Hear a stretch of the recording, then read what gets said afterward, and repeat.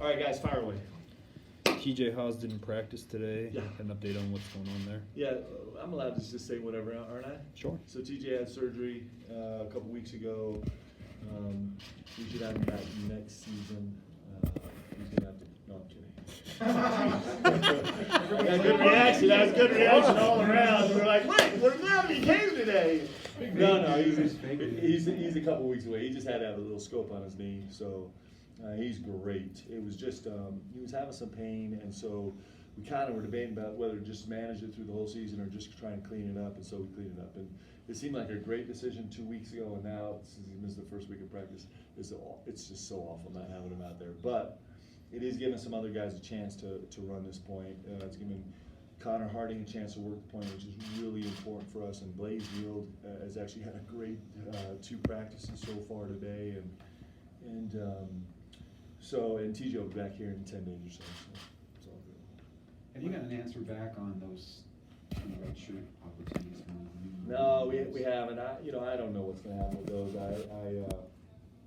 I'm actually a huge fan of the NCAA. I have a lot of faith in them, and so I expect that we'll get positive answers back.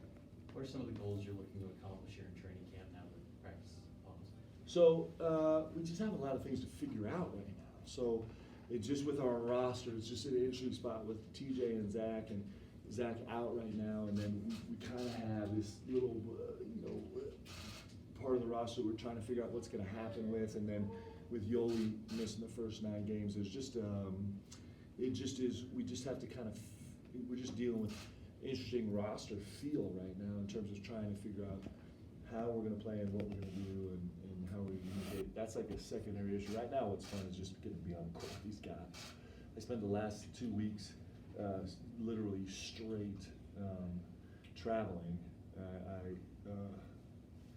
Like 8 days ago, I got a message on my phone, an alert that congratulations, you have just achieved a Diamond Elite status on Delta. And it was like one of the most depressing moments of my life. Like, what am I doing with my life? But so it's just for me personally, it's so fun to be in the gym. And these guys are such good young men, and they enjoy this game so much. We're finishing 2-a-days a day trying to shut down practice, and they're yelling at me because they want to go another couple of reps, and that's pretty great. So. And then to go on about you figuring out the roster, so because there's 7 seniors that are on the team this year, have you seen someone step forward kind of as the leader of the team? Yeah, it's actually been really fun because we have a lot of guys that are feeling out their little slice of leadership roles, right? So today with TJ out, we had him run a session in the morning practice where he had to run this segment, and then in the afternoon practice we try to have him run a segment, and so just trying to see if he can step up and be more vocal. Since that's the only part of his body he can work out right now, it has been fun. And Yoli Childs is really working to show some leadership skills in terms of the energy and effort and positivity on the floor. Is genuinely is somewhere he's trying to stretch and grow. And this Dalton Nixon is just such a perfect, quiet team leader in terms of him just caring about winning. Connor Harding as a young player is trying to reach into a leadership role right now in terms of just being a quiet guy that's just he just works so hard every single second of practice. I can kind of go down the list of all the guys that are trying to step up and do good things for. So it's a positive leadership by committee situation. I think sometimes you have leadership by committee because there's nobody that's ready to show some leadership skills. And on this team, I think, at least right now, the first day of practice, we have a lot of guys that are interested in trying to participate. How's Zach's recovery coming along? Great. So he was actually in the pool for the first time today on the treadmill. So we're super excited about that. He's worked so hard with his fitness. Like if you look at his body right now, it looks great, which I can't really say too much, but we're so proud of him, pleased, because he's working really hard. And Coach Shork has him like boxing on a chair, and he's got, he's become the poster boy for abs of steel because that's really all he can do right now. And he's working really hard. Coach Shork sends me videos of him in the pool every single day. He's not drowning as much as he was 2 weeks ago, and so he's working hard. He's going to be ready. he'll be ready, so it'll be fun. Well, when you say ready, for game one? Yeah, I'm hoping for game one. So that's my goal. You know, it was a Jones fracture surgery, so they put a screw in, the screw's there, and so, you know, it's not like it's a huge concern about refracturing it, hopefully, right? And so, you know, we actually rushed him back from Italy, you know, 5 days early because the timing was so tight in terms of the estimate of when he would be fully recovered to get to game one. So we're really hopeful. We'll see how it goes. But he's doing everything humanly possible. I mean, he's been so diligent to get back. So.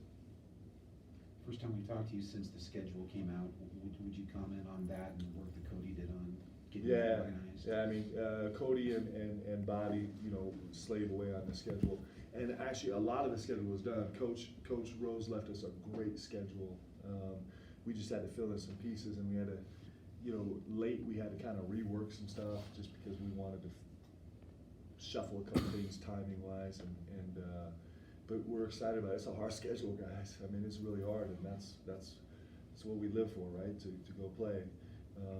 We're going to face some really tough competition without our full roster, and it's gonna challenge us and test us, and not just test us on the court, but after games and before games, and trying to see what we're made of and who can step up, you know, in some of our guys' absence to go make plays. And so I think it's a great schedule. It'd be hard to ask for more. I mean, we even have some great home games. We get Nevada at home, and we get UNLV at home, or is UNLV different? Utah State. Utah State, UNLV. We get Nevada, and who else? And San Diego State at home. Yeah. So we got a couple big time home games, and obviously Maui. We got our work cut out for us. You know, if we can beat UCLA, then we get. Theoretically, we get Kansas and then Michigan State. It's pretty good 3 games in 3 days, right? So we're super excited about the schedule. I mean, come on, we dream about getting a chance to play these games.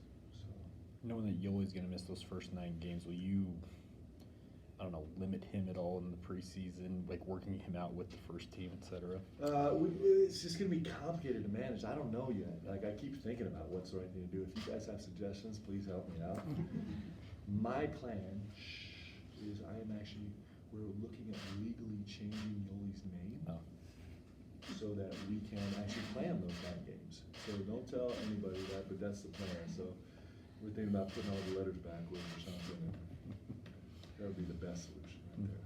Since you got hired, I'm sure it's been a whirlwind doing all these different things, getting familiar with the university. Is it just nice to now start to dial in and get ready on the day in, day out of be on the court, in the gym, and get ready for the season? Yeah, I mean, so fun. I got off the road last night. I landed, I think, at 7:45 last night, and I really hadn't hardly set foot in here in the last 2 weeks, and so it just was, man, it just is so therapeutic to come in the gym, right? This is what we do all this for, right? Just have a chance to come here and grow as a team. So it is magical to be on the court. It's a great place to be in. So it was a fun day. I wish we could go 3 a days, right? Because you get to be on the court. How long will you go with 2 a days through in camp? Well, in the past I've done it 3 weeks, 5 weeks. It just is, we could do it 2 weeks. I really don't know. It's kind of a feel as we go. We did get these extra 3 weeks of work in the summer. We tried to scale things back prior to the workouts for that trip, and then in terms of doing no contact individual stuff. And then when we got back, we shut it down for a while, but we'll kind of feel out the team, right? We kind of keep we keep the schedule a little bit flexible, almost even from day to day, just to kind of monitor bodies and see where they are. And we keep the practices pretty short, so it's 2 practices a day, but they're not, it's not 2 3-hour practices a day. So I do think that these 2 days have been really, really good to us. I think it instills a sense. It's different. It feels different than the rest of your life, right? And I think it instills this part of where you sacrifice a lot. Like these guys, this was really fun, but when their alarm goes off at 5:15 tomorrow morning and they realize they're coming for the first of 2 more practices, it's a little bit sobering, right? But the more you invest as a player, the harder it is for you to settle for anything less than great and to kind of walk away when things aren't quite right. So hopefully that'll be the same with this team. Well, anything else? Have the players Last one. taken to your analytic approach, the analytics that you give them in terms of learning about their play and how it I think they've been pretty receptive. I think they find it really interesting right now. But when it's gonna really pay off is they start to see, they start to see how their numbers change because they've paid attention to them and they know their game a little bit better. Does that make sense? So, like the real payoff is mid-season and then postseason when they've kind of made the commitment to change the nuance of their game and some of their decision making. And then all of a sudden, this year they were like a .89, and next year they're a 1.04, and they've gone from the 61st percentile in the country to the 91st percentile, and then they're like, oh, I'm really good, man. I'm gonna dig in on this. So I think that's part of it. These guys so far have been extraordinarily trusting with me and the staff. And that's a gift that these guys have given us, right? To say, hey, we're gonna really try and do it your way. Now, we'll see what happens when we get into a game and it really matters and things are going sideways, right? But so far, they've been super trusting. All right. Okay.